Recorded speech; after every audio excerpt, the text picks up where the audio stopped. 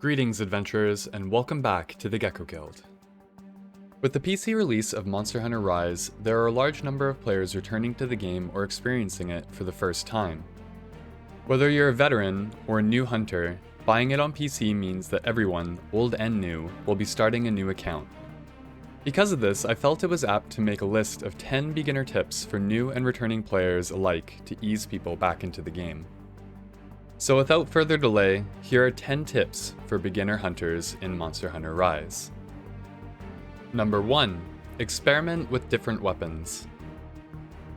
While you may gravitate towards one weapon in particular at the start of the game, I encourage you to branch out and try other options.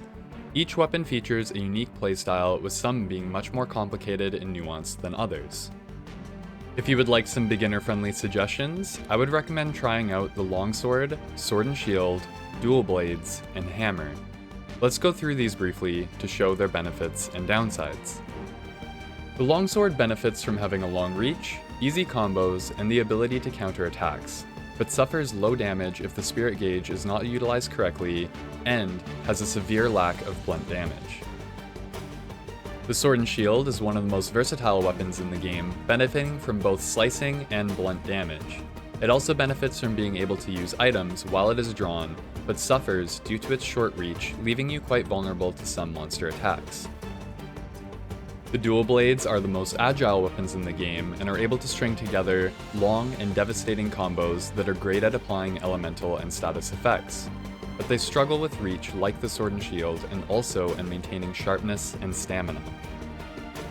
The hammer, on the other hand, is a slow and heavy weapon with a surprising amount of mobility when wire bugs are used effectively. It is also the single best weapon for dealing blunt damage to knock out monsters when aiming for the head, but lacks slashing damage of any kind. I recommend trying each of these as well as the other weapons to find something that suits you and your playstyle. Number 2. Equip and recruit the right buddies.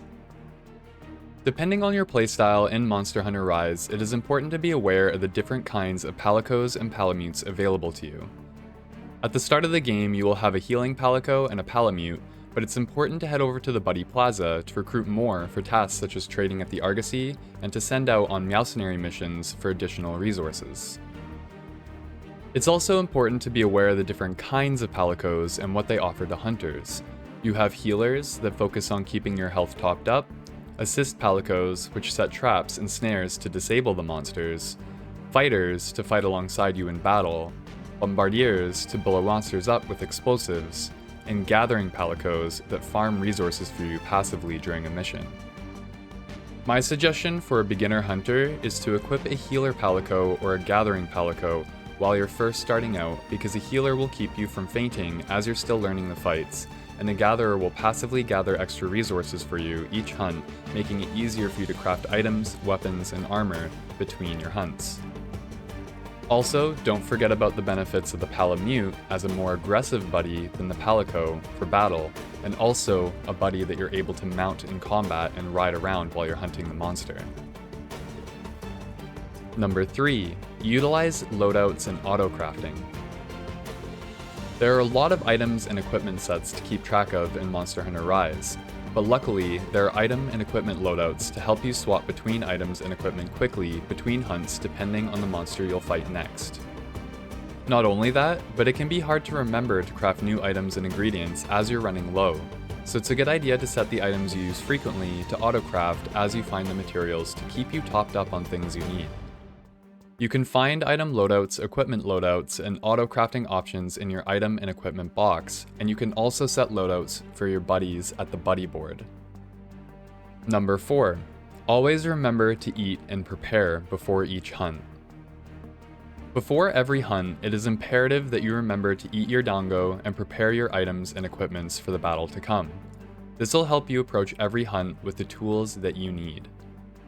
Every monster in the game will require you to bring different items and equipment and eat certain dango to compensate for what they will likely throw at you. For example, against Mizutsune, you're likely going to want to bring nullberries and cleansers to deal with water and bubble blight, and you may also want to bring armor with water resistance. Dango is extremely important in Monster Hunter Rise, and on top of giving your hunter general buffs in stamina and health, they also have a chance of activating powerful bonuses. To ensure you maximize your chance of the bonuses activating, you can use Dango tickets, which improve the activation percentage quite dramatically. You can acquire Dango tickets by utilizing the Motley Mix option in the shop or canteen. After using the Motley Mix option and going on a hunt, you will be able to talk to Yomogi to obtain the tickets. For most hunters, generally speaking, I will use Best Nut for the damage reduction, Medicinal for the increased healing and balancing to avoid getting knocked on my butt. However, I will sometimes trade balancing or medicinal for one of the many Dango options that give me resistance against an element.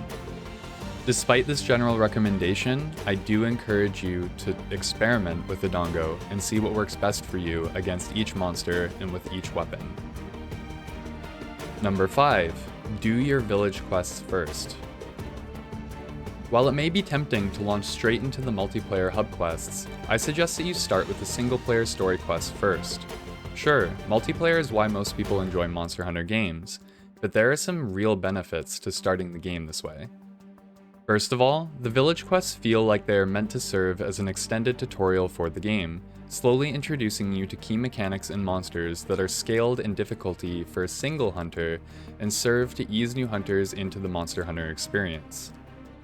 Secondly, there are many side quests that are specifically locked behind the village quests, such as recipes for new Dango, that will make your Monster Hunter experience easier.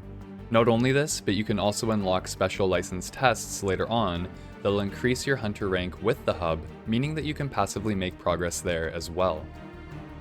Lastly, the village quests are meant to introduce players to the story in Monster Hunter Rise, and while most players won't care much about this aspect of the game, instead opting to focus on the multiplayer experience, it's still worth mentioning as I'm sure there are some who do care.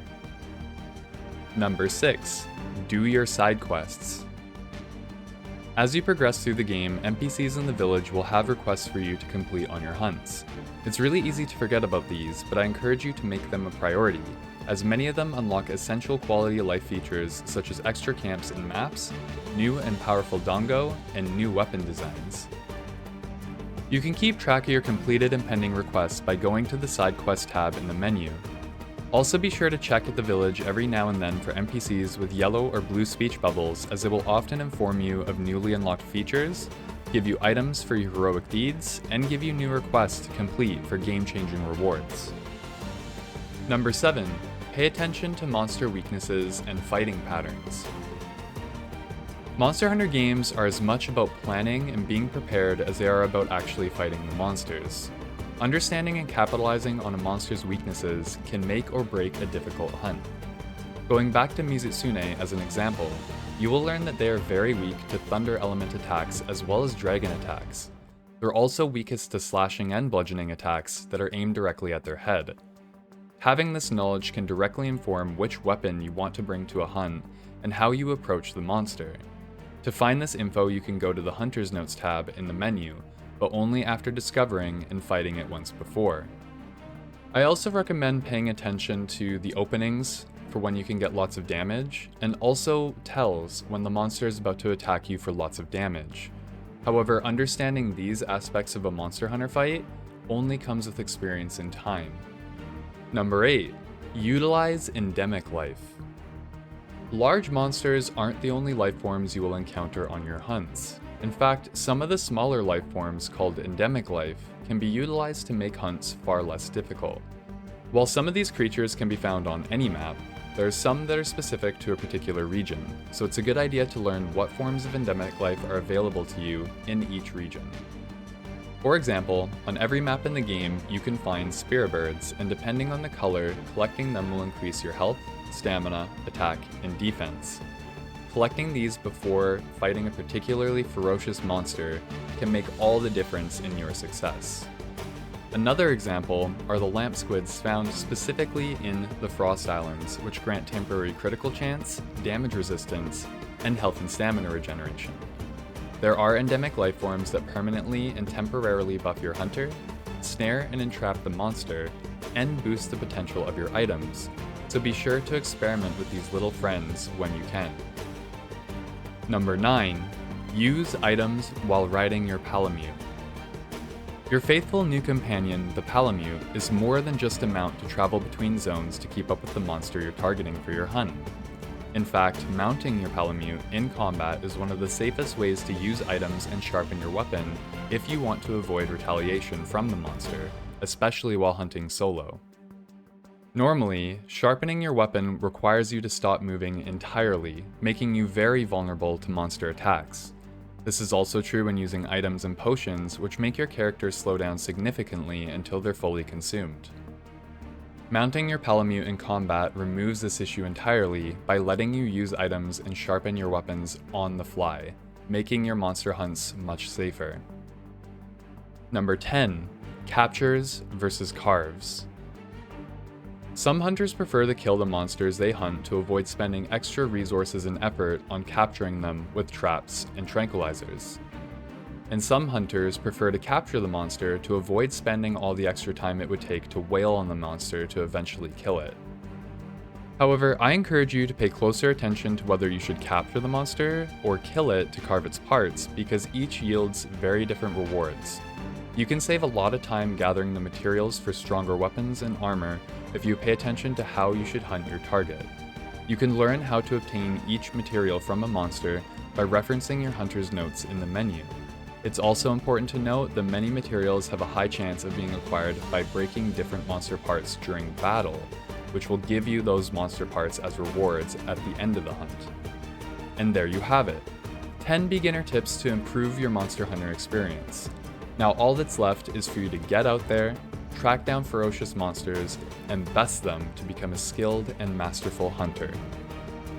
I hope you enjoyed the video today as I enjoyed making it. If so, be sure to give it a like, as this helps the channel immensely. Also, if you have any thoughts, questions, or comments, be sure to post them in the comment section below.